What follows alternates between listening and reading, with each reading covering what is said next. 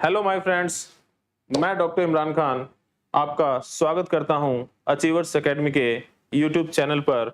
और देखिए भाई, आज छोटा सा मजाक हो गया।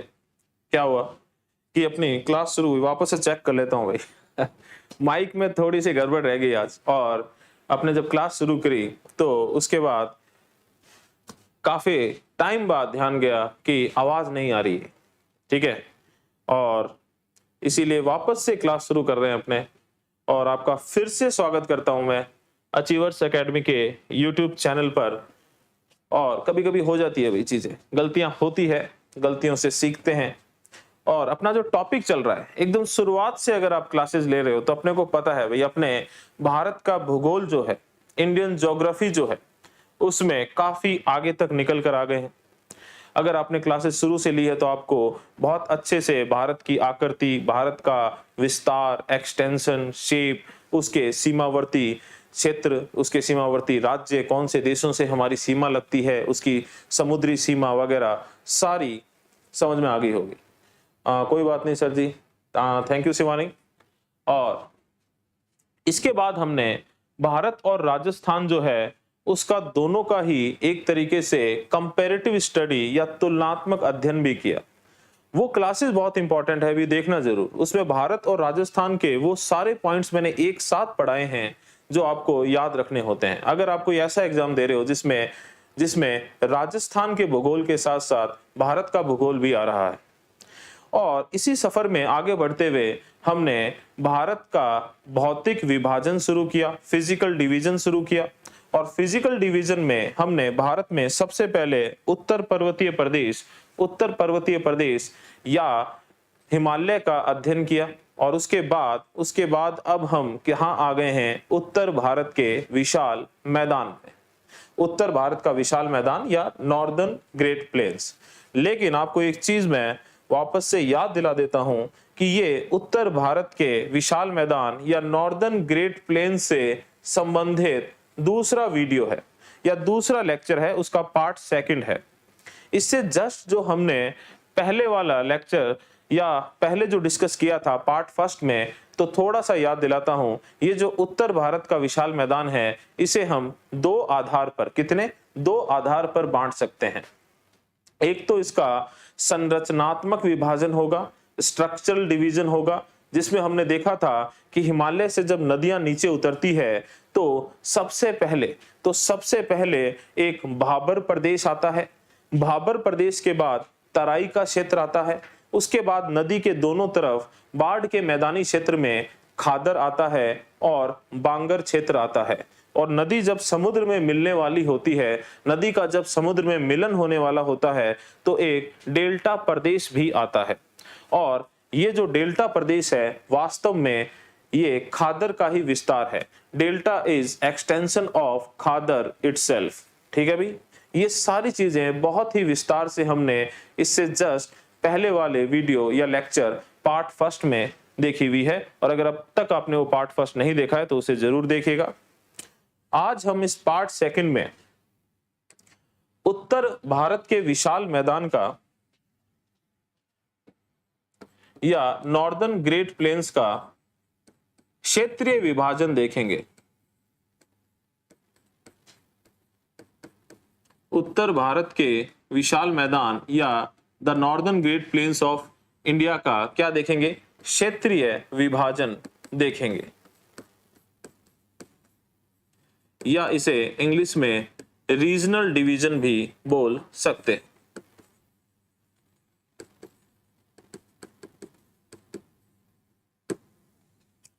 देखिए भाई, आपके सामने नक्शा है, थोड़ा सा इसको समझते हैं अपने। बिल्कुल, हाँ भाई, सभी क्लास पर ध्यान दें, बहुत ही इंपॉर्टेंट चीज है भाई। अभी थोड़ा सा सब्र करके, थोड़ा सा साथ देके पढ़ लोगे तो बहुत काम आने वाली है आपके।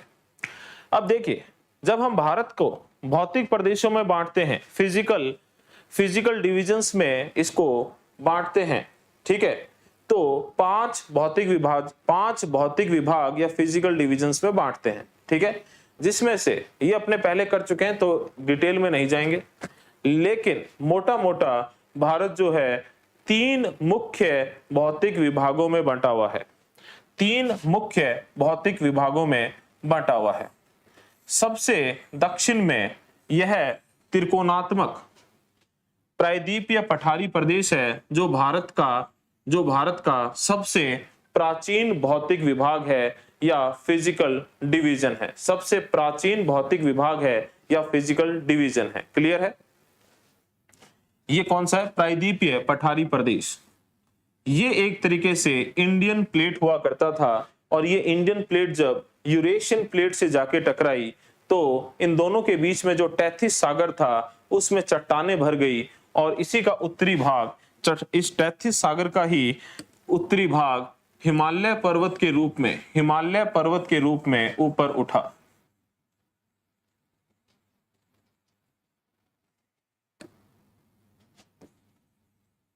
हिमालय पर्वत के रूप में ऊपर की तरफ उठा। ठीक है? क्लियर है? तो एक तरीके से भारत का जो दूसरा भौतिक विभाग या फिजिकल डिवीजन जिसका निर्माण हुआ वो था हिमालय। अब हिमालय से जो नदियां नीचे की तरफ उतरी, और इन नदियों में प्रमुख नदियां कौन सी है? तो भाई हिमालय से आपको पता है तिब्बत से ये जो सिंधु नदी उतरी है, इसी के पास से ये जो ब्रह्मपुत्रा नदी जो है भारत से होती हुई बांग्लादेश में गई है, और उत्तराखंड से ये जो गंगा नदी तंत्र बांग्लादेश में गया है। ठीक है? ये 3 नदियां आपके सामने है। क्लियर है? बड़ी नदियां कौन सी? सिंधु, ब्रह्मपुत्र और गंगा। लेकिन चलिए आगे की बात एक बार बाद में करेंगे। इतना सा देखिए, अगर हम भारत में इस उत्तर भारत के विशाल मैदान की बात करें तो ये लगभग जो मैंने आपके सामने ये क्षेत्र बनाया है, लगभग इसमें यहां स्थित है।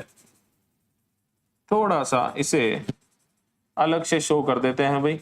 एक चीज ध्यान रखना, जितना ज्यादा टाइम डायग्राम बनाने में लोगे, भूगोल जो है या ज्योग्राफी जो है वो उतनी ही ज्यादा समझ में आएगी। क्लियर है? अब देखिए, सिंधु नदी, गंगा नदी और ब्रह्मपुत्रा नदी, इससे निर्मित क्षेत्र है ये।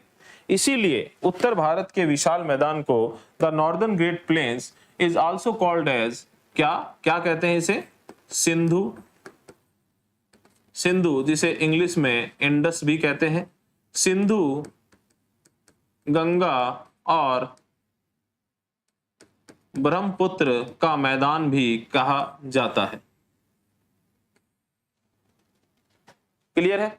लेकिन जब हम इसका क्षेत्रीय विभाजन पढ़ेंगे, क्या पढ़ेंगे? क्षेत्रीय विभाजन, तो हम देखेंगे कि इसे क्षेत्रीय आधार पर, रीजनल बेसिस पर 4 भागों में बांटा जाता है। कितने भागों में बांटा जाता है? क्षेत्रीय आधार या रीजनल बेसिस पे 4 भागों में। ये 4 भाग कौन से हैं? पहले इनका नाम लिखते हैं अपने। तो सबसे पहले तो वो भाग जहां हम निवास करते हैं, जहां से मैं खड़े होकर आपके सामने ये सारी चीजें आपसे विस्तार पूर्वक आपको समझाने का प्रयास कर रहा हूं। कौन सा? मरुस्थलीय प्रदेश।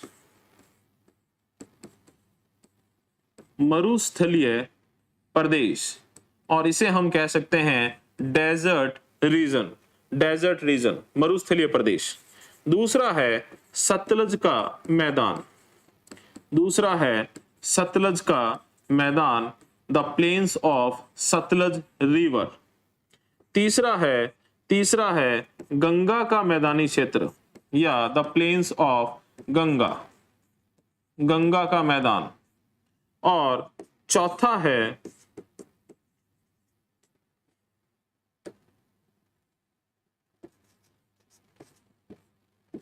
ब्रह्मपुत्र का मैदान, द ब्रह्मपुत्रास प्लेन्स। अब आपके दिमाग में आना चाहिए। देखिए, अगर आप ध्यान से, बहुत ही ध्यानपूर्वक पढ़ते हो तो आपके दिमाग में एक चीज आनी चाहिए। कौन सी चीज? राम, कौन सी चीज भाई? कि सर इसमें गंगा का नाम आ गया, इसमें ब्रह्मपुत्रा का नाम आ गया, तो आपने तो कहा कि ये सिंधु, गंगा और ब्रह्मपुत्रा का मैदान है, तो सिंधु नदी या इंडस रिवर का नाम क्यों नहीं आया? साथ ही ये मरुस्थलीय प्रदेश कहां से आ गया? तो भाई ये दिमाग में चीजें आनी चाहिए। क्यों? क्योंकि जब अपने इसका आंसर खोजेंगे, जब इसका उत्तर खोजेंगे, तो हमें ये चीजें याद हो जाएगी।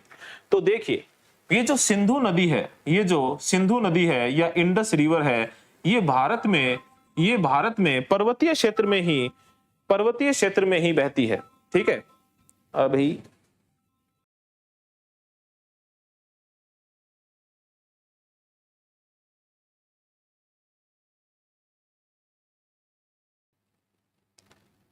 आज सारी ऐसी चीजें आज ही क्लास में होनी है।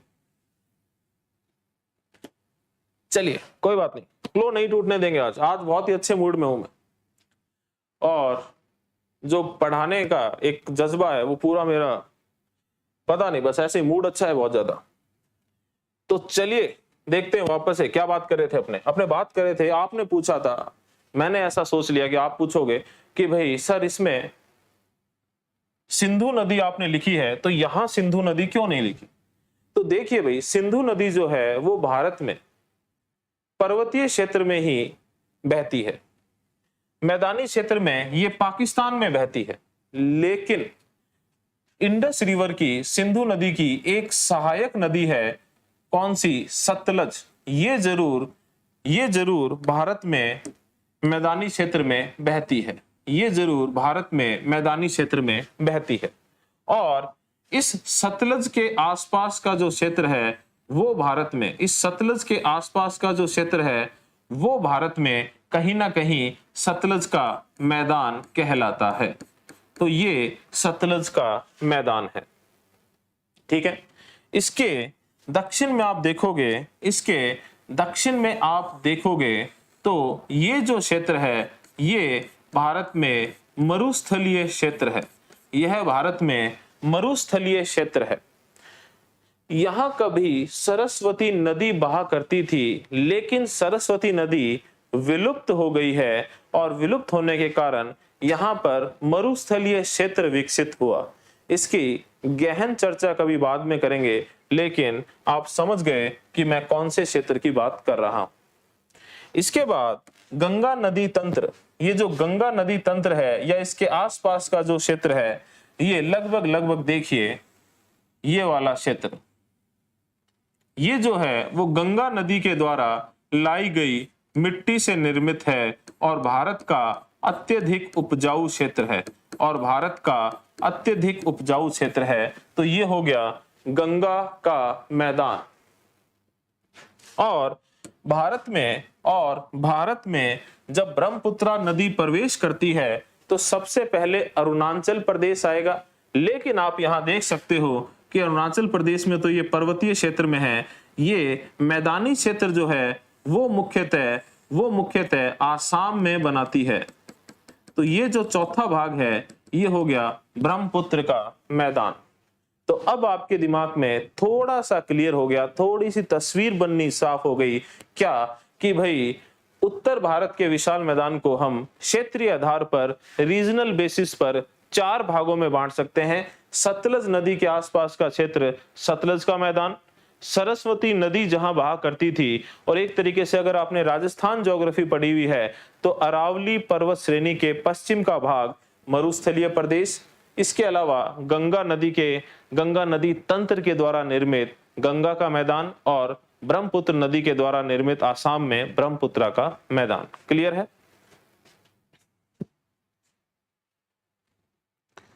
करण चौधरी राम राम, इंद्रजीत सैनी भाई, और क्लास भाई अच्छी लग रही है तो जल्दी से शेयर कर दीजिए।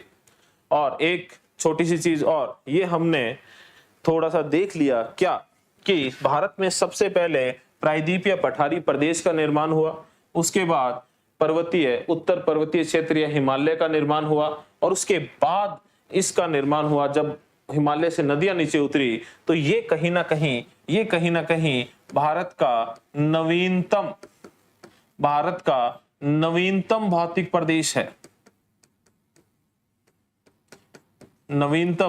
प्रदेश है, या मैं बोलूं ये भारत का यंगेस्ट फिजिकल डिवीजन है, जिसका निर्माण आज भी जारी है, और यह भारत का कितना भाई, लगभग 7 लाख, कितना 7 लाख वर्ग किलोमीटर या 7 lakh kilometre square area cover करता है। क्लियर है? आगे बढ़े। ये देखिए आपके सामने एक और डायग्राम, एक और मैप से अपने इस चीज को समझेंगे कि उत्तर भारत का विशाल मैदान द नॉर्दर्न ग्रेट प्लेन्स जो है वो क्षेत्रीय आधार पर 4 भागों में बंटा हुआ है। ये देखिए, ये है मरुस्थलीय क्षेत्र जो राजस्थान में अरावली पर्वत श्रेणी, राजस्थान में भाई एक तरीके से अरावली पर्वत श्रेणी लगभग यहां स्थित है, और ये क्या है, अरावली,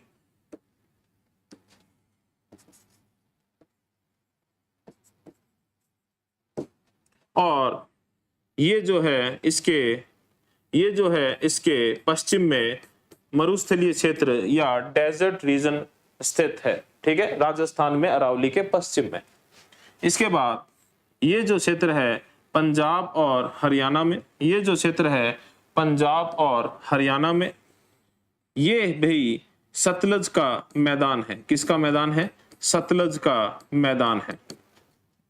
ठीक है, इसके बाद ये जो दिल्ली भी आ जाता है, हरियाणा के इधर आओगे तो दिल्ली, उत्तर प्रदेश, बिहार, झारखंड का भी थोड़ा सा भाग, और पश्चिम बंगाल वाला ये क्षेत्र, ये कहीं ना कहीं गंगा का मैदानी क्षेत्र है। किसका क्षेत्र है? गंगा का मैदानी क्षेत्र है।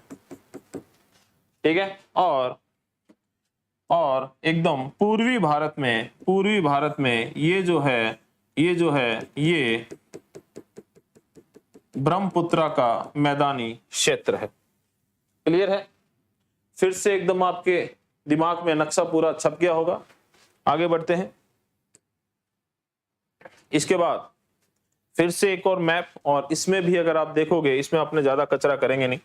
ये राजस्थान का मैदानी क्षेत्र है, ये सतलज का मैदान है। इसके बाद ये जो है वो गंगा का मैदान है, लेकिन गंगा के मैदान को हम 3 भागों में बांट सकते हैं। अपर गंगा प्लेन, कौन सा? अपर गंगा प्लेन, उच्च गंगा का मैदान, मध्यवर्ती गंगा का मैदान, मिडल गंगा प्लेन, और लोअर गंगा प्लेन। ठीक है, निम्न गंगा क्षेत्र या गंगा का मैदान, अपर गंगा, ठीक है, मिडल गंगा, लोअर गंगा। और हमने रामसर स्थल किए थे, याद करो, और हमें याद है कि उत्तर प्रदेश में ये अपर गंगा क्षेत्र जो है, ये अपर गंगा क्षेत्र जो है कहां से लेकर ब्रज घाट से नरोरा के बीच का अपर गंगा क्षेत्र जो है ये रामसर स्थलों में शामिल है। यह रामसर साइट्स में शामिल है। इसके बाद आपको बिल्कुल यहां पर ये वाला ब्रह्मपुत्र का मैदान दिख रहा होगा। तो ये हो गया हमारा एक तरीके से पहला, दूसरा, ये तीसरा गंगा का मैदान, और ये चौथा ब्रह्मपुत्र का मैदान। क्लियर है? आगे बढ़े। अब देखिए आपकी सहूलियत के लिए, क्योंकि आपको पता है ये पीडीएफ अपने वापस से शेयर करेंगे, तो ये सारे मैप्स तो अपने ने कर दिए खराब, लेकिन आपको पीडीएफ जो है उसमें विद मैप मिल जाए, इसीलिए ये मैप मैं वापस से यहां पर आपके लिए ला देता हूं, ताकि जब आप पीडीएफ देखें तो आपको साफ सुथरे मैप भी मिले। भाई अपना इतना जो अपने ने कचरा किया है वही नहीं मिले केवल।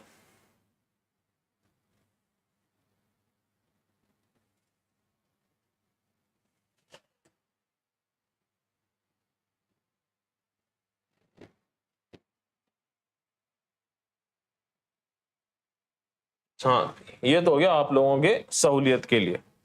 ठीक है, तो ये चीजें आपको मैप भी साफ सुथरे मिल जाएंगे। जय भीम, राम राम, गुड इवनिंग, सत श्री अकाल, अस्सलाम वालेकुम।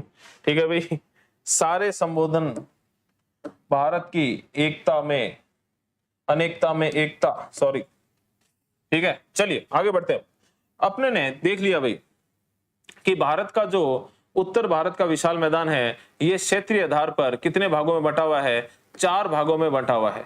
और इन चार भागों में अपने सबसे पहले लेते हैं मरुस्थलीय प्रदेश। कौन सा लेते हैं?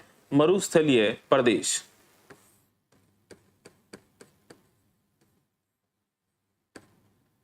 Desert region. और देखिए कहीं ना कहीं यह राजस्थान में स्थित है, राजस्थान में स्थित है। यहां पर कभी सरस्वती नदी बहा करती थी। कहां स्थित है? राजस्थान में।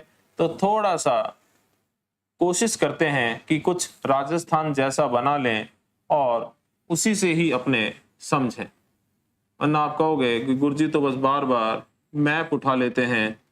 ठीक है, खुद बनाना आना चाहिए भी मैप आपको।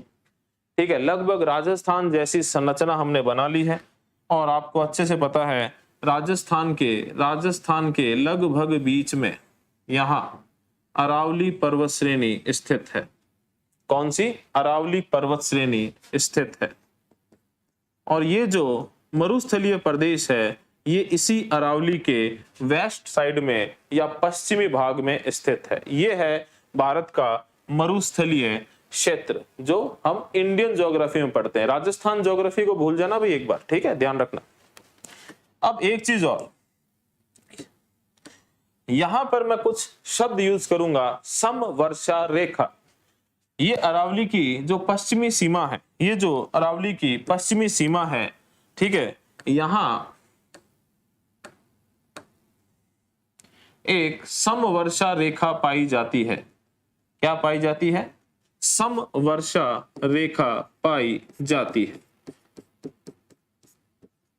समवर्षा रेखा को इंग्लिश में आइसोहाइट लाइन कहते हैं, आइसोहाइट लाइन कहते हैं। और यह 50 सेंटीमीटर समवर्षा रेखा है। समवर्षा रेखा क्या है? वर्षा की मात्रा का मापन किस में करते हैं? मिलीमीटर में। और साल भर की वर्षा को जब जोड़ेंगे तो वो सेंटीमीटर में आ जाती है। ठीक है, वर्षा का मापन मिलीमीटर और सेंटीमीटर में किया जाता है। अगर हम किसी भी नक्शे में एक समान वर्षा वाले स्थानों को, अगर हम किसी भी नक्शे के अंदर, मैप के अंदर एक समान वर्षा वाले स्थानों को मिलाते हुए अगर एक रेखा बनाते हैं तो उसे समवर्षा रेखा कहते हैं, आइसोहाइट लाइन कहते हैं। इसका मतलब यह है कि इस लाइन के आसपास के क्षेत्र पूरे साल भर में लगभग इक्वल एनुअल रेनफॉल, वार्षिक वर्षा प्राप्त करता है। कितनी? 50 सेंटीमीटर। तो अब देखिए, ध्यान से देखिएगा, अपने ये जो कर रहे हैं मरुस्थलीय प्रदेश, ये राजस्थान में या तो आप बोल सकते हो अरावली पर्वत श्रेणी, या 50 सेंटीमीटर समवर्षा रेखा के पश्चिम का भाग है। और एक चीज और, राजस्थान में पश्चिम से पूर्व में जाने पर वर्षा की मात्रा बढ़ती चली जाती है। इसका मतलब ये वो भाग है जहां एनुअल एवरेज रेनफॉल, औसत वार्षिक वर्षा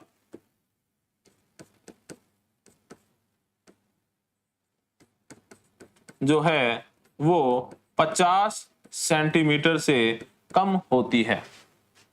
ठीक है, ये मरुस्थलीय क्षेत्र है। अगली चीज जो हमें इसके लिए याद रखनी है, इसी मैदानी क्षेत्र में एक और समवर्षा रेखा पाई जाती है। यह है 25 सेंटीमीटर समवर्षा रेखा। 25 सेंटीमीटर आइसोहाइट लाइन। इसका मतलब हम बोल सकते हैं कि ये जो मरुस्थलीय प्रदेश है, जो अरावली के पश्चिम में स्थित है, जो अरावली के वेस्ट में सिचुएटेड है, इसे 25 सेंटीमीटर समवर्षा रेखा, आइसोहाइट लाइन, दो भागों में बांट देती है। ठीक है, एक तो वो भाग जहां 25 सेंटीमीटर औसत वार्षिक वर्षा से कम वर्षा प्राप्त होती है, और एक वो भाग जहां 25 सेंटीमीटर से लेकर पूरे साल भर में 50 सेंटीमीटर वार्षिक वर्षा प्राप्त होती है। बहुत ही कम मात्रा है भाई, दुनिया में सर्वाधिक वर्षा मौसिन राम में होती है, भारत के अंदर ही, लगभग 1200 सेंटीमीटर। ये 25-50 की बातें कर रहे हैं अपने, ठीक है।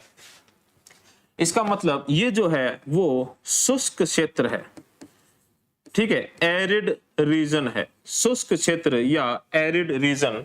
और ये जो है वो अर्ध शुष्क क्षेत्र है, थोड़ी सी शुष्कता यहां से कम है, बारिश की मात्रा ज्यादा है, तो यह अर्ध शुष्क क्षेत्र है, या इंग्लिश में कहूं तो it is semi arid region.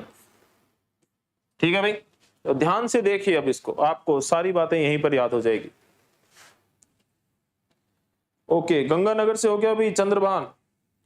बिल्कुल, मेरी गंगानगर में स्कूलिंग रही है भाई, आपने डीएवी स्कूल सुना होगा, वहां पे भोपाल वाला आर्य सीनियर सेकेंडरी स्कूल, राजा राम जी जहां के प्रिंसिपल थे, वहीं से पढ़ा हुआ हूं भी मैं।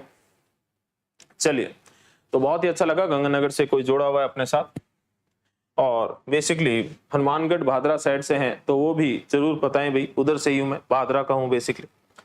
चलिए, ये जो शुष्क क्षेत्र है 25 सेंटीमीटर से कम वार्षिक वर्षा वाला, इसे हम क्या कहते हैं भाई, भारत का महान मरुस्थल। क्या कहते हैं? भारत का महान मरुस्थल।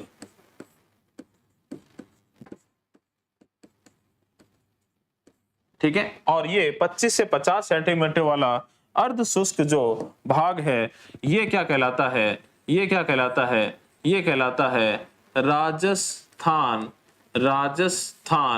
बांगर क्षेत्र। राजस्थान बांगर क्षेत्र।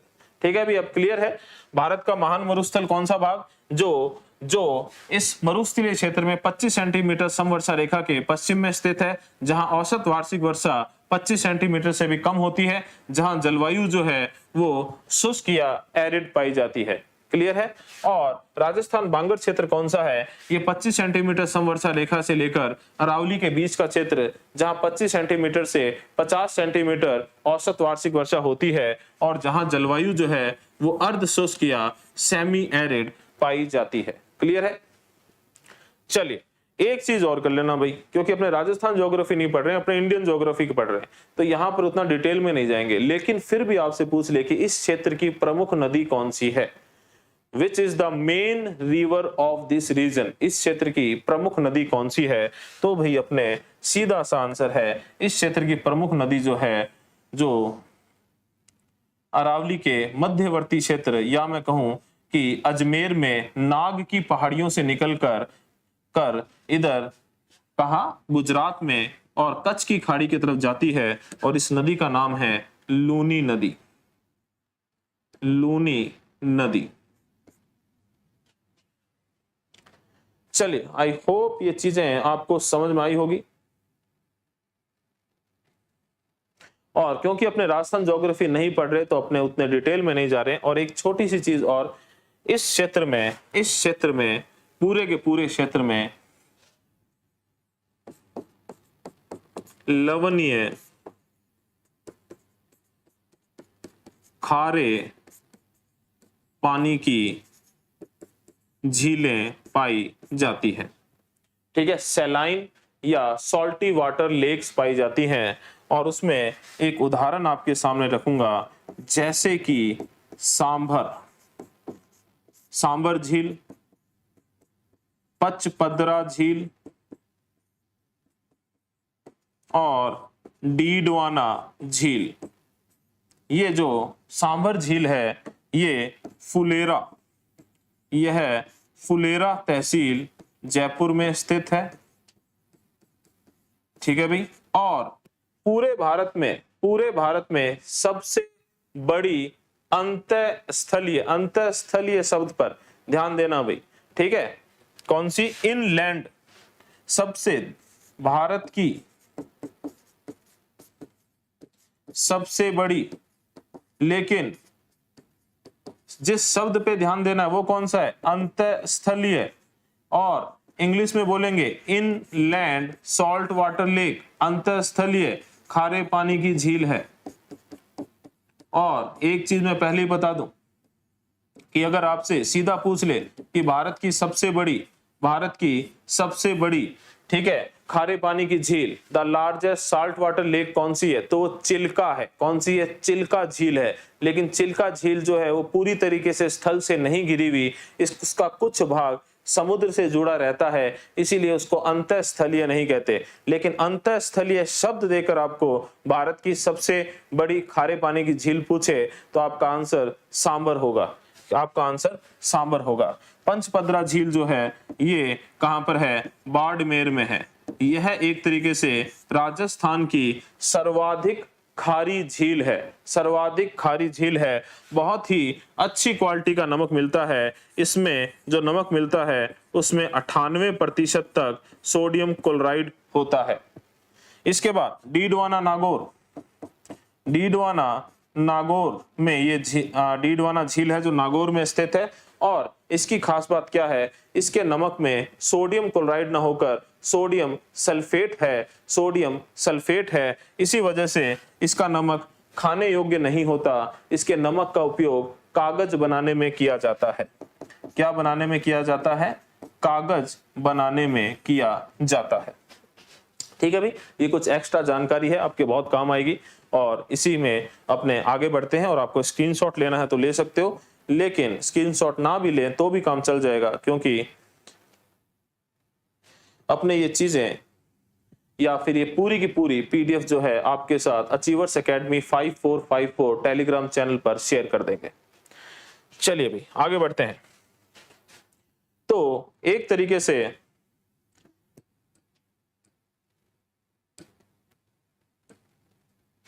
ये जो मरुस्थलीय प्रदेश है ये अपने ने पूरा डिटेल में इसका पर चर्चा कर ली। दूसरा आते हैं सतलज का मैदान। दूसरा आते हैं सतलज का मैदान। और देखिए जो पॉइंट इंपॉर्टेंट है और जो अपने को याद रखने हैं केवल उन्हीं की बात करेंगे। अब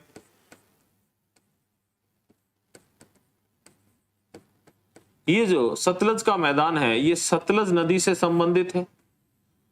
और सतलज नदी जो है वो किसकी सहायक नदी है? किस नदी की ट्राइब्यूटरी है? सतलज नदी किसकी सहायक नदी है भाई? आप सबको पता है सिंधु नदी की, या यह एक तरीके से सिंधु नदी तंत्र का भाग है। ठीक है, और इस सिंधु नदी तंत्र में, सिंधु नदी तंत्र या इंडस रिवर सिस्टम में कौन कौन सी नदी आती है? तो भाई इसमें एक तो इंडस या सिंधु नदी आती है। इसके बाद उत्तर से दक्षिण में जाओगे तो आपको अगली नदी मिलेगी झेलम। उसके बाद में फिर मिलेगी चेनाब।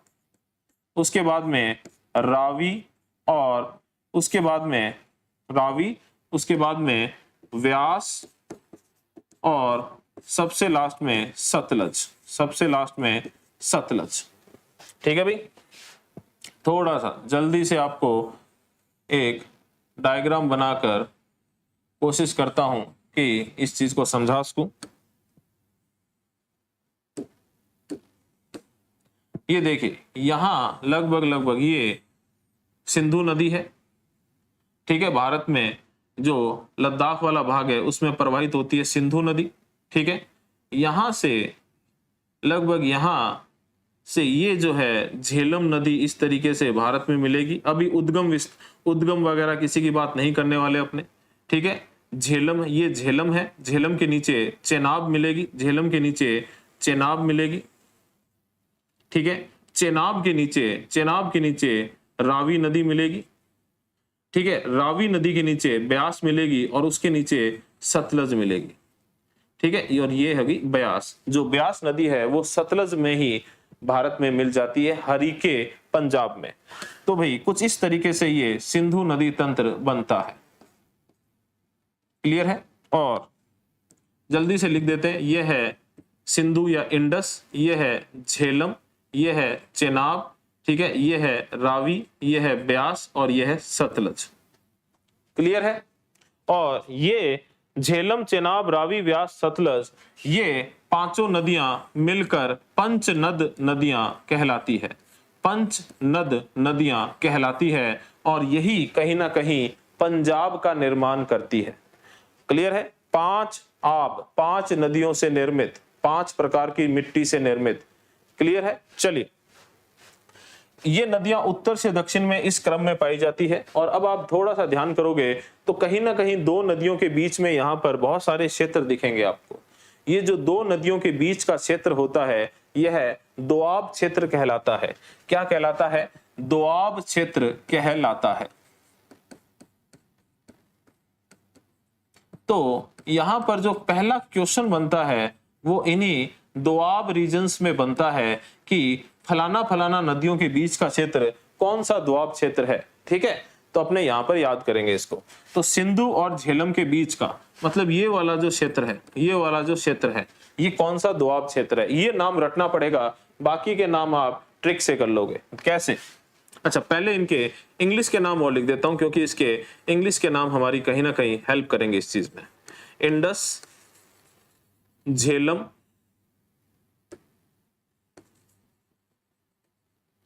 ठीक है, चेनाब, रावी, ये व्यास है, इंग्लिश में ब्यास हो जाता है बी से, और सतलज। क्लियर है? सिंधु और झेलम के बीच का दोआब क्षेत्र सिंधु सागर दोआब क्षेत्र कहलाएगा।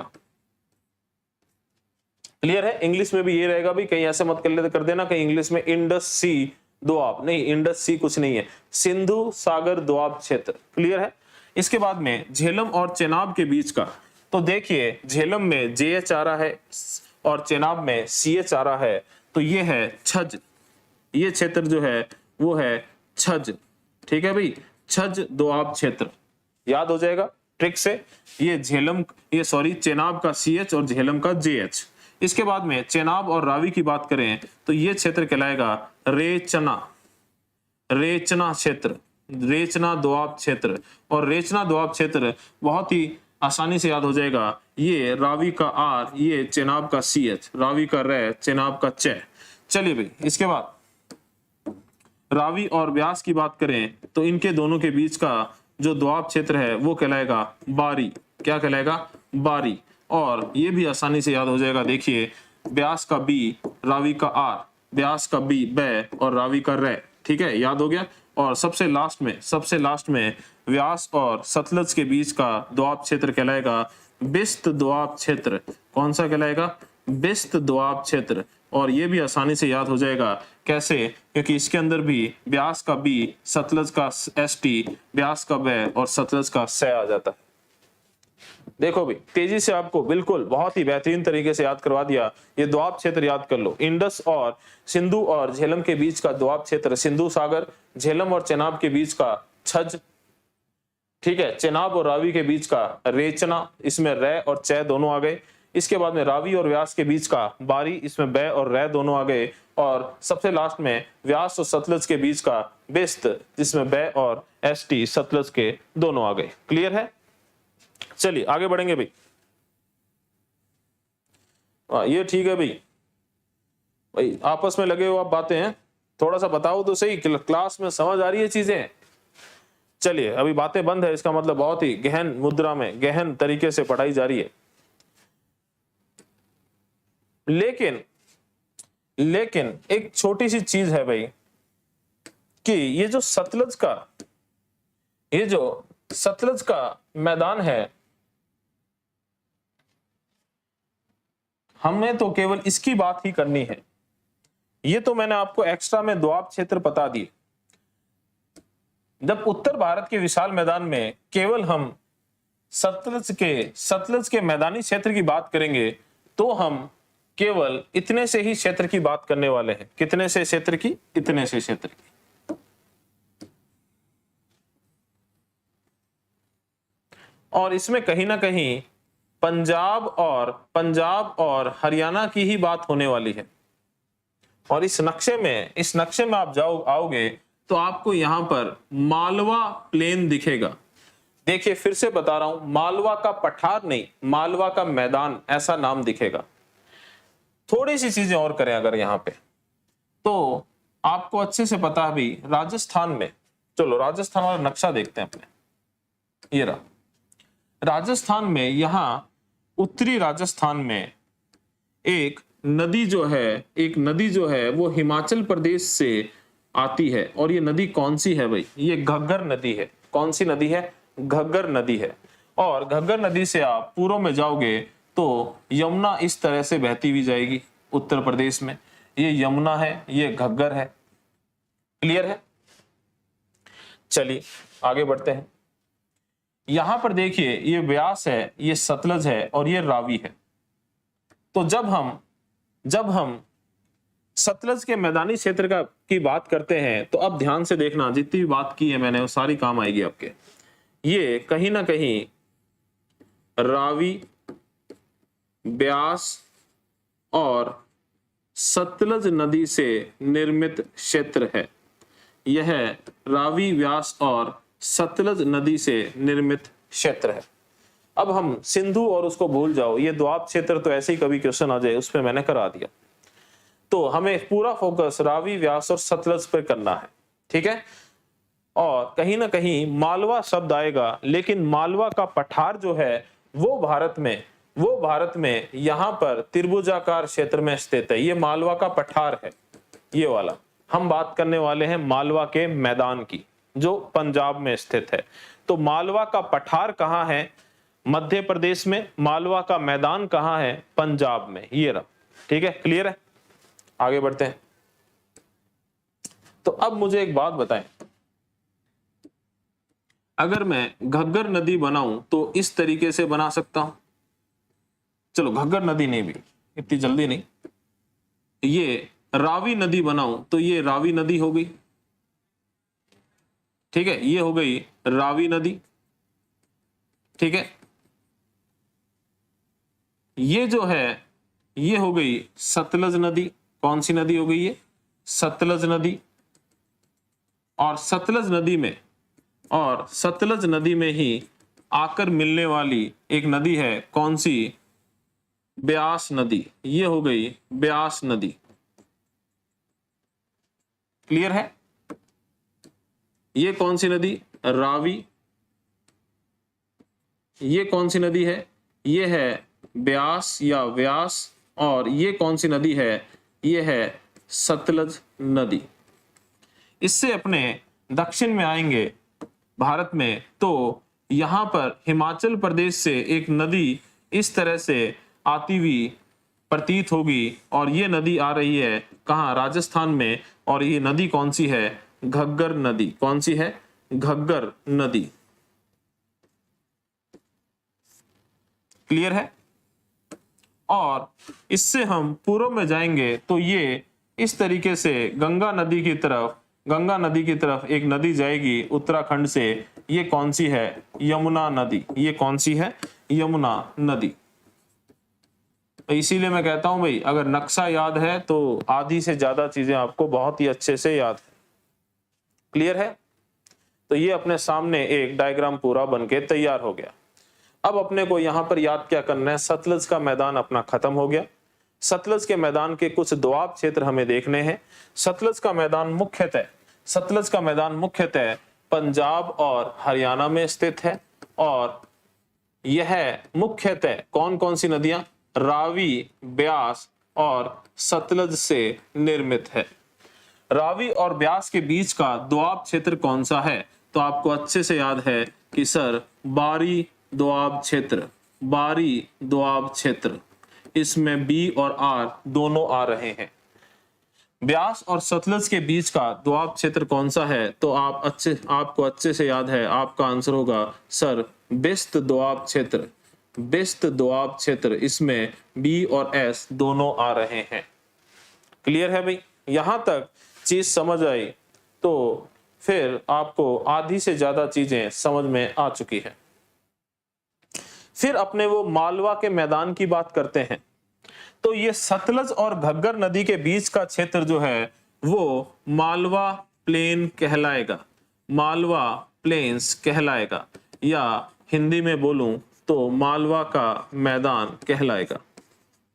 और ये मालवा का मैदान कहां है भाई? तो फिर से बता रहा हूं, ध्यान से सुनना। मालवा का पठार मध्य प्रदेश में है। मालवा का मैदान जो है वो पंजाब में है। पंजाब, ठीक है, क्लियर है। और सबसे लास्ट में घग्गर और यमुना के बीच का क्षेत्र, घग्गर और यमुना के बीच का क्षेत्र, यह है हरियाणा, यह है हरियाणा भिवानी, हरियाणा भिवानी बांगर क्षेत्र, हरियाणा भिवानी बांगर क्षेत्र। क्लियर है? और बस यही चीज आपको याद रखनी है। अत्यधिक, अत्यधिक तो नहीं कह सकते क्योंकि यूपी बिहार से तुलना करेंगे तो थोड़े से कम, लेकिन बहुत ज्यादा उपजाऊ मैदानी क्षेत्र है ये। ठीक है भाई, तो कहीं ना कहीं ये चीजें आपको याद करनी है। क्या कि ये जो उत्तर भारत के विशाल मैदान का, उत्तर भारत के विशाल मैदान का सतलज का मैदान वाला भाग है, यह मुख्यतः पंजाब और हरियाणा में स्थित है। यह रावी, व्यास और सतलज नदियों द्वारा मुख्यतः निर्मित है।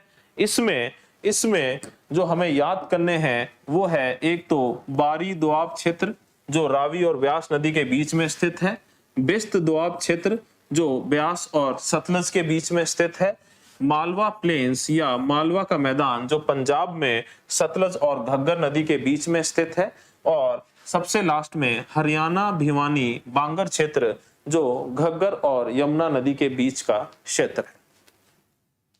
चलिए भाई आगे बढ़ेंगे। तो आई होप चीजें बहुत ही शानदार तरीके से आपको समझ में आ रही है, और अब अपने पहुंच जाएंगे गंगा के मैदान में। और अब अपना तीसरा भाग आ जाएगा गंगा का मैदान।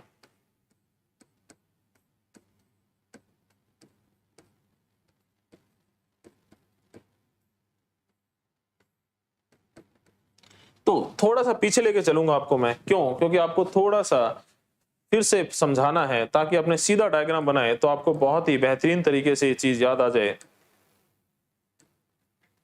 ये है गंगा का मैदान। इस तरीके से, ये संरचना को ध्यान से देखना भाई। गंगा जो है वो उत्तराखंड से नीचे उतरती है, लेकिन उत्तराखंड में पहाड़ी क्षेत्रों में बहती है। इसी वजह से मैदानी क्षेत्र जो है वो दिल्ली, उत्तर प्रदेश, बिहार और पश्चिम बंगाल में और थोड़ा सा झारखंड में स्थित है। तो इसको ध्यान से देखिए, यही संरचना हमारे काम में आने वाली है। ये इस तरीके से,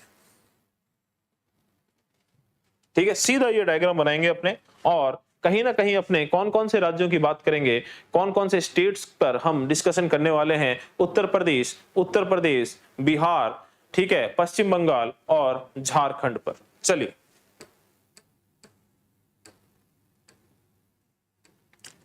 गंगा का मैदान भारत का सबसे विस्तृत मैदानी क्षेत्र। सबसे पहली चीज, भारत का सबसे विस्तृत या the most extensive plain of India, और भारत का सबसे विस्तृत द मोस्ट एक्सटेंसिव, और कैसा भाई? जलोढ़ मैदान, और इंग्लिश में क्या कहेंगे? Alluvial plain. ठीक है, और अपना डायग्राम की बात करें तो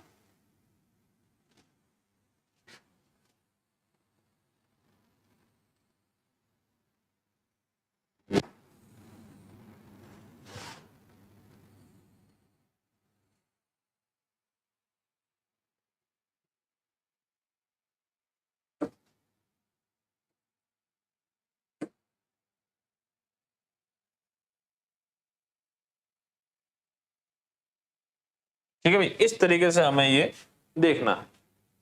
अब देखिए ध्यान से, इसमें सबसे पहले ये आ जाएगा यूपी, ये आ गया यूपी। ठीक है, इसके बाद ये जो है ये है बिहार, यूपी बिहार, ये है पश्चिम बंगाल, और बिहार के दक्षिण में, बिहार से अलग होकर बना हुआ क्या? झारखंड, ठीक है भाई। और झारखंड से और पश्चिम बंगाल से इधर आओगे तो आपको मिलता है क्या? ओडिशा। क्या मिलता है? ओडिशा। ठीक है, और इधर की साइड में बंगाल की खाड़ी, इधर के तरफ बंगाल की खाड़ी, बे ऑफ बंगाल। क्लियर है भाई? अब देखिए ये गंगा नदी उत्तर प्रदेश, बिहार, पश्चिम बंगाल होती हुई किधर चली गई, किधर चली गई? तो आपको अच्छे से पता है आंसर कि सर बांग्लादेश में चली गई। कहां चली गई? कि सर ये बांग्लादेश में चली गई। ठीक है, अभी इसको जाने दो एक बार। ये यमुना नदी है, ये गंगा में आकर मिल गई। तो बस एक तो सबसे पहले ये, अगर मैं कहूं कि कौन सी नदी को बिहार का शोक कहा जाता है, कौन सी नदी को बिहार का शोक कहा जाता है, बिहार का एक तरीके से क्या कहा जाता है, द सॉरो ऑफ बिहार कहा जाता है, तो वो नदी है, वो नेपाल से नदी आती है, कोसी नदी। भारत की सबसे ज्यादा मार्ग बदलने वाली नदी, और बिहार में अत्यधिक बाढ़ आने के कारण इसे बिहार का शोक या द सॉरो ऑफ बिहार कहते हैं। पश्चिम बंगाल में यहां पर एक नदी इस तरीके से बांग्लादेश में जाकर गंगा में मिलेगी, और ये है महानंदा, ये है महानंदा। क्लियर है?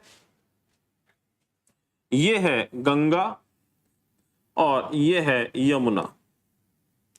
अब देखिए ध्यान से, जब ये गंगा नदी पश्चिम बंगाल में बहती है और बांग्लादेश में प्रवेश करती है, तो ठीक बांग्लादेश में जाने से पहले इसमें से एक नदी निकलती है और बे ऑफ बंगाल या बंगाल की खाड़ी की तरफ जाती है। ये नदी है हुगली नदी। कौन सी नदी है ये? हुगली नदी। और झारखंड में छोटा नागपुर का पठार स्थित है। कौन सा पठार, कौन सा प्लेट्यू? छोटा नागपुर का पठार। इस छोटा नागपुर के पठार से एक नदी आकर इस हुगली नदी में मिलती है, और इस नदी का नाम है दामोदर नदी। इस नदी का नाम क्या है? दामोदर नदी। जैसे कोसी नदी को बिहार का शोक कहा जाता है, सॉरो ऑफ बिहार कहा जाता है, इस दामोदर नदी को द सॉरो ऑफ बंगाल कहा जाता है, बंगाल का शोक कहा जाता है। क्लियर है? और इसी छोटा नागपुर के पठार के दक्षिणी भाग से एक नदी ओडिशा की तरफ जाती है और बंगाल की खाड़ी में मिल जाती है, और इस नदी का नाम है स्वर्ण रेखा नदी। ठीक है भाई आज भी डायग्राम अच्छा बन गया है। ठीक है, जब डायग्राम अच्छा बन जाता है ना तो नींद अच्छी आती है फिर। ठीक है, चलिए तो अब इस डायग्राम को ध्यान से देखिए, और हमें गंगा का मैदान जो है वो याद करना है। ठीक है, क्लियर है?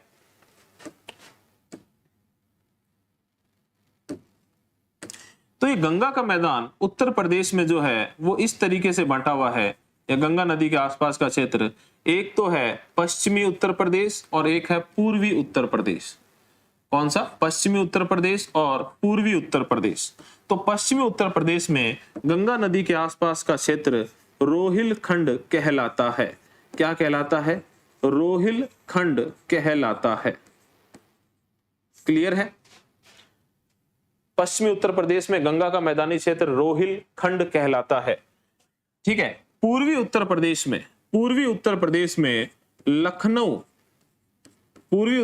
में लखनऊ के आसपास का क्षेत्र या गंगा का मैदानी क्षेत्र ये अवध कहलाता है। क्या कहलाता है? अवध का मैदान कहलाता है। 1857 की क्रांति में अवध सुना होगा। ठीक है, लॉर्ड डलहौजी ने जिसे हड़प लिया था कुशासन का आरोप लगाकर, माल एडमिनिस्ट्रेशन या कुशासन का आरोप लगाकर। ठीक है, आपने पढ़ी हुई ये चीज। बिहार में जब जाएंगे तो देखिए, ठीक है, बिहार में जाएंगे और लिट्टी चोला खाएंगे, क्या होता है ना भी कुछ ऐसा। तो बिहार में जब जाएंगे तो बिहार में हम पश्चिम और पूर्व नहीं देखेंगे, हम बिहार में उत्तर और दक्षिण देखेंगे। क्या देखेंगे? नॉर्थ और साउथ देखेंगे। तो गंगा नदी का मैदानी क्षेत्र उत्तरी बिहार में, कहां पर? उत्तरी बिहार में मिथिला कहलाता है। क्या कहलाता है? मिथिला कहलाता है, सीता माता की जन्मभूमि। और दक्षिण बिहार में मगध कहलाता है, भारत में जो पहला साम्राज्य स्थापित हुआ था मगध। क्लियर है? इसके बाद यहां देखिए कोसी नदी और महानंदा नदी, कोसी नदी और महानंदा नदी के जो बीच का क्षेत्र है, जो बिहार और पश्चिम बंगाल दोनों में आ जाता है, यह बारिंद कहलाता है। क्या कहलाता है? यह क्षेत्र बारिंद कहलाता है। आपको इस पीडीएफ के साथ साथ मैं नोट्स भी, जो मेरे खुद के हैंडरिटन नोट्स हैं, हस्त लिखित नोट्स हैं, वो भी पीडीएफ के रूप में उपलब्ध करा दूंगा। कहां पर? टेलीग्राम चैनल पर। ठीक है, तो इस क्लास को बहुत अच्छे से देखना, बहुत ही काम आएंगे और नोट्स बहुत अच्छे से समझ में आ जाएंगे फिर आपको। अब देखिए, ये कहलाता है बारिंद क्षेत्र, और यह दामोदर नदी और स्वर्ण रेखा नदी के बीच का जो क्षेत्र है, यह रार क्षेत्र कहलाता है। तो देखिए, हमें कितनी चीजें याद करनी है, नंबरिंग दे देते हैं। सबसे पहले रोहिलखंड, ठीक है, पश्चिमी उत्तर प्रदेश में गंगा का मैदानी क्षेत्र। इसके बाद में अवध, पूर्वी उत्तर प्रदेश में गंगा का मैदानी क्षेत्र। इसके बाद में मिथिला, बिहार में गंगा के उत्तर का मैदानी क्षेत्र। मगध, बिहार में गंगा के दक्षिण का मैदानी क्षेत्र। और इसके बाद में बारिंद क्षेत्र, ये बेसिकली बिहार और पश्चिम बंगाल में कोसी और महानंदा नदी के बीच का क्षेत्र। और दामोदर नदी और स्वर्ण रेखा नदी के बीच का क्षेत्र क्या कहलाता है? रार क्षेत्र कहलाता है। तो ये 6 क्षेत्र आपको याद करने हैं, और ये गंगा का मैदान अपना कंप्लीट होता है भाई। गंगा का मैदान अपना कंप्लीट होता है। तो आई होप चीजें समझ में आ रही है। राम राम। ओके भाई, भाकर सर भी बने हुए अपने साथ, बहुत ही बढ़िया। और मेरे को लगता है कहीं ना कहीं भाकर सर ज्योग्राफी पढ़ रहे हैं भाई। ठीक है, बहुत ही इंटेलिजेंट और बहुत ही शानदार तरीके से, ठीक है, रीजनिंग पढ़ाते हैं। और जस्ट मेरे से पहले उनकी क्लास होती है, और अक्सर उनकी क्लास लंबी खिंच जाती है और मुझे थोड़ा सा इंतजार करना पड़ता है। लेकिन सही कहूं तो वहां पर बैठ के मुझे भी पढ़ने में बहुत मजा आता है। तो कई बार तो मैं टाइम से पहले पहुंच जाता हूं कि मैंने कहा लेट होगी तो होगी, लेकिन भाकर सर की क्लास का अपने भी पूरा, आप तो लाइव आनंद लेते हो, अपने एक तरह से ऑफलाइन क्लास की तरह का आनंद लेते हैं भाई। चलिए, तो ये हो गया गंगा का मैदान। अब गंगा के मैदान के बारे में 2-3 चीजें और करेंगे, ताकि चलो इसी स्लाइड में ही कर लेते हैं। अगर आप गंगा नदी का बहाव देखोगे तो गंगा नदी का बहाव इस तरीके से है, थोड़ा बहुत। तो अपने बोल सकते हैं कि गंगा नदी जो है वो दक्षिण पूर्व दिशा में, साउथ ईस्ट डायरेक्शन में बह रही है। क्लियर है? अगली चीज, गंगा नदी का मैदान जो है वो उत्तर प्रदेश, बिहार, पश्चिम बंगाल और झारखंड से संबंधित है। अगली चीज, गंगा नदी क्षेत्र में गंगा के द्वारा मिट्टी लाई जाती है और जलोढ़ मैदान का निर्माण होता है। यहां पर बहुत ज्यादा डिटेल में तो नहीं बताऊंगा, लेकिन थोड़ा सा आप लोगों के साथ एक चीज शेयर करूंगा मैं, जो आप चाहो तो एक बार सीधा रट भी सकते हो। क्या? कि ये जो गंगा नदी पर्वतीय क्षेत्र से नीचे की तरफ उतरती है।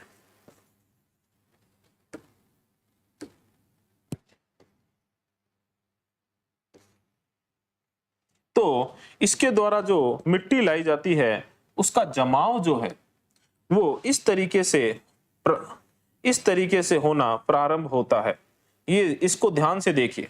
तो यहां पर ये जो जलोढ़ मिट्टी का जमाव है, एलुवियल सॉइल का जमाव है, वो आपको इस रूप में दिखाई देगा, या ये थोड़ी सी बड़ी संरचना भी बन सकती है।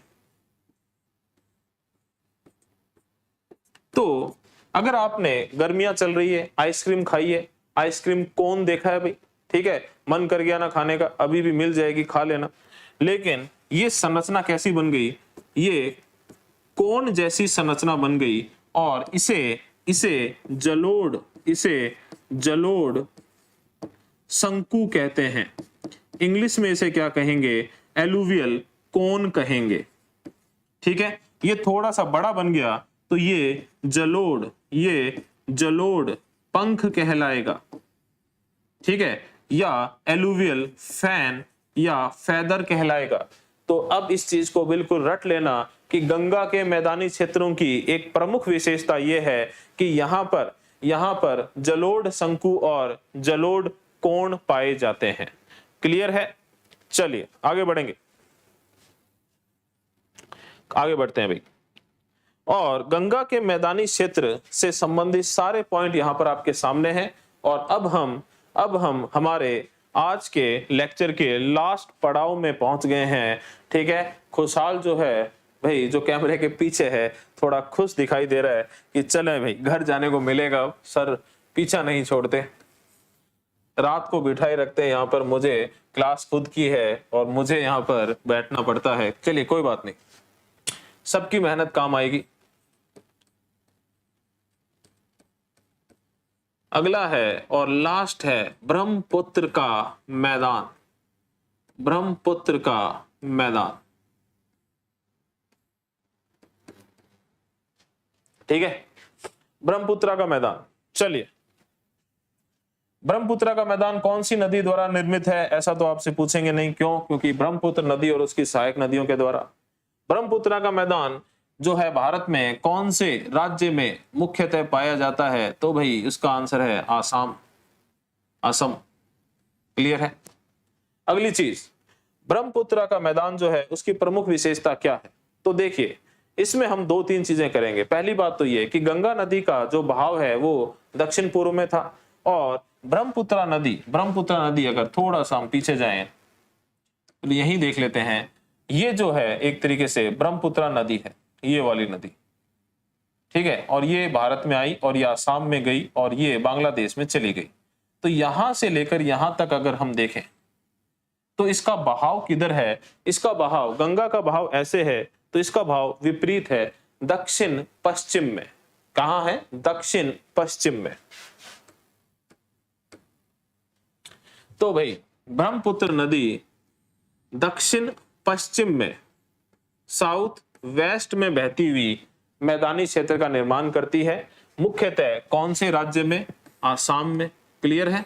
चलिए अगली चीज, ब्रह्मपुत्र नदी जो है ये जब पहाड़ों के बीच से नीचे उतरती है, ये जब पहाड़ों के बीच से नीचे उतरती है तो आसपास के पहाड़ी क्षेत्रों को ये इस तरीके से काटती है कि इस तरीके से सीढ़ी नुमा क्षेत्र बन जाते हैं, और इन्हें कहते हैं जलोढ़ वेदिकाएं। इन्हें क्या कहते हैं? इन्हें कहते हैं जलोढ़ वेदिकाएं। और इंग्लिश में भी जरूर बताएंगे भी, क्योंकि बहुत ही डिफिकल्ट शब्द है ये एलुवियल, वरना इंग्लिश मीडियम के कुछ स्टूडेंट जो साथ में बनते हैं वही नाराज हो जाएंगे। Alluvial terraces. तो भाई अगर हम कहें कि जलोढ़ शंकु और जलोढ़ पंख गंगा के मैदान की प्रमुख विशेषता है, तो ये एलुवियल टेरेसेस या जलोढ़ वेदिकाएं ये ब्रह्मपुत्र के मैदान की प्रमुख विशेषताएं हैं। अगली चीज, यहां पर आसाम और इसके आसपास के क्षेत्रों में ब्रह्मपुत्र का जो मैदानी क्षेत्र है इसका उपयोग मुख्यतः चावल, धान, राइस, ठीक है, और जूट। ठीक है भाई, मोटा रेशा होता है जूट का, जिसका उपयोग बोरी वगैरह बनाने में, गलीचे वगैरह बनाने में, पैकिंग सामग्री बनाने में किया जाता है। इसे पटसन भी कह सकते हो। तो भाई ब्रह्मपुत्र के मैदानी क्षेत्र का और गंगा का भी यहाँ पर आसपास का जो क्षेत्र है पश्चिम बंगाल और आसाम में, ब्रह्मपुत्र और गंगा का जो मैदानी क्षेत्र है इनका उपयोग चावल और जूट या पटसन की खेती के लिए किया जाता है। अगली चीज, ये जो ब्रह्मपुत्र नदी है इसका बहाव जो है उसकी एक खास बात है भाई। देखिए ये नदी का बहाव है, ठीक है। कई बार क्या होता है कि नदी का बहाव इतना तीव्र होता है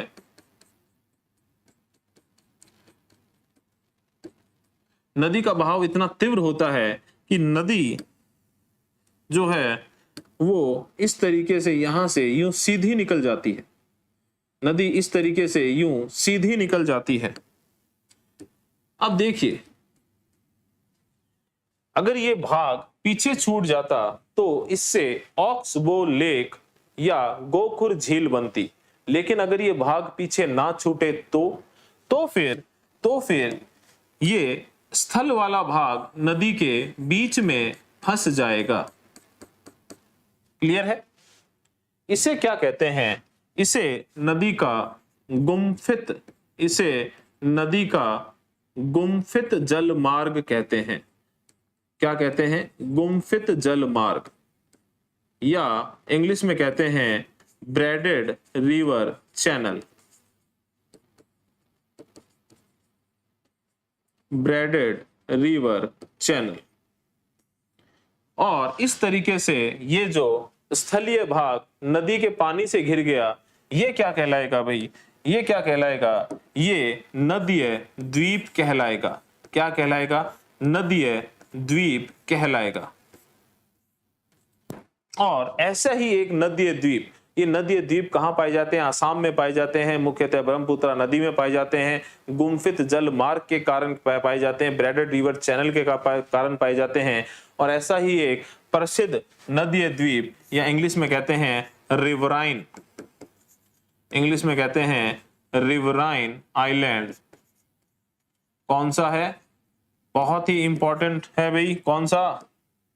माजुली, माजुली द्वीप। ठीक है? और ये माजुली द्वीप है, ये दुनिया का सबसे बड़ा रिवराइन आइलैंड है। ठीक है? दुनिया का सबसे बड़ा नदीय द्वीप है। और इसकी एक खास बात है भाई, ये इतना बड़ा द्वीप है और इस पर ये इतना बड़ा द्वीप है कि इसे पूरे के पूरे द्वीप को जिला घोषित किया हुआ है। एक मूवी का डायलॉग है ना भाई, इस घर में इतने लोग रहते हैं, इसे जिला क्यों नहीं घोषित कर देते? बिल्कुल वैसे ही देखिए भाई, किसी जिले का भाग कोई द्वीप हो सकता है, लेकिन ये द्वीप अपने आप में एक पूरा का पूरा जिला है।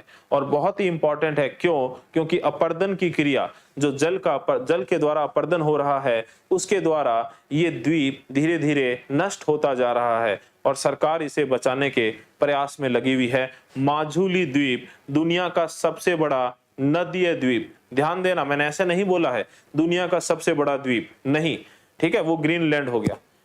दुनिया का सबसे बड़ा नदीय द्वीप, जो नदियों में पाए जाते हैं उनमें सबसे बड़ा। ठीक है भाई? तो ये ब्रह्मपुत्र के मैदान से आपको चीजें याद रखनी है। चलिए, आई होप ये चीजें आपके लिए बहुत ही इंपॉर्टेंट है और इससे संबंधित नोट्स और कुछ और पिक्स वगैरह आपके साथ मैं शेयर कर दूंगा भाई। ठीक है? और कहाँ शेयर करूंगा? अचीवर्स एकेडमी 5454 टेलीग्राम चैनल पर। और इस तरीके से अपना उत्तर भारत का विशाल मैदान पूरा कंप्लीट होता है। और इसके बाद नेक्स्ट क्लास जो होगी उसमें अपने इंडियन ज्योग्राफी की जो नेक्स्ट क्लास होगी उसमें अपने इसी सफर को आगे जारी रखेंगे। लेकिन फिर से बता रहा हूं, क्लास लेके आने वाला हूं मैं किसकी? महिला और बाल अपराध की, जो किसके लिए? खास तौर से जो कांस्टेबल के विद्यार्थी है उनके लिए। और साथ में बने रहिएगा। और फिर आपसे मैं उम्मीद करता हूं कि क्लास को ज्यादा से ज्यादा शेयर करेंगे आप लोग। ठीक है? तो महिला और बाल अपराध खास तौर से मेरे प्यारे कांस्टेबल के विद्यार्थियों के लिए जल्द ही मैं लेके आने वाला हूं। ठीक है? वैसे भी बाकर सर ने मुझे कहा है भाई जिनका एग्जाम पास में अपने कांस्टेबल वाले प्यारे विद्यार्थियों के लिए सर अपने कुछ ना कुछ लाना है तो अपने जरूर लाएंगे। और कौन सी क्लास? महिला और बाल अपराध। और कोशिश यही रहेगी कि राजस्थान राज्य व्यवस्था भी उसके बाद अपने कंप्लीट करवा दें। और जैसा कि आपको पता है, मैथ की क्लास भी अपने चैनल पर शुरू हो गई है। ठीक है? सर से बहुत ही रिक्वेस्ट की मैंने, जल्दी से शुरू कीजिए भाई। ठीक है? बच्चे वेट कर रहे हैं। और मैथ की क्लास भी अपने डेली बेसिस पे शुरू हो गई है। और एक बार फिर से याद दिला दूं, क्या? जैसे ही क्लास शुरू हो, कहां पहुंच जाइएगा? अचीवर्स अकेडमी 5454 4 ये अपना टेलीग्राम चैनल जो है वो, और इसमें कोई स्पेस नहीं देना है, कोई जगह नहीं छोड़नी है, सीधा लिखना है अचीवर्स एकेडमी 5454।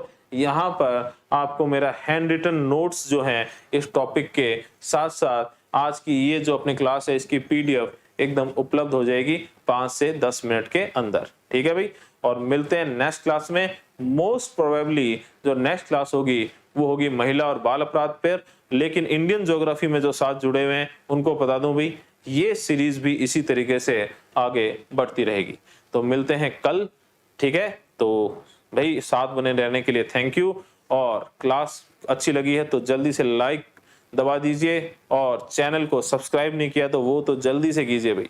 तो मिलते हैं कल, थैंक यू, जय हिंद और गुड नाइट और जय हिंद।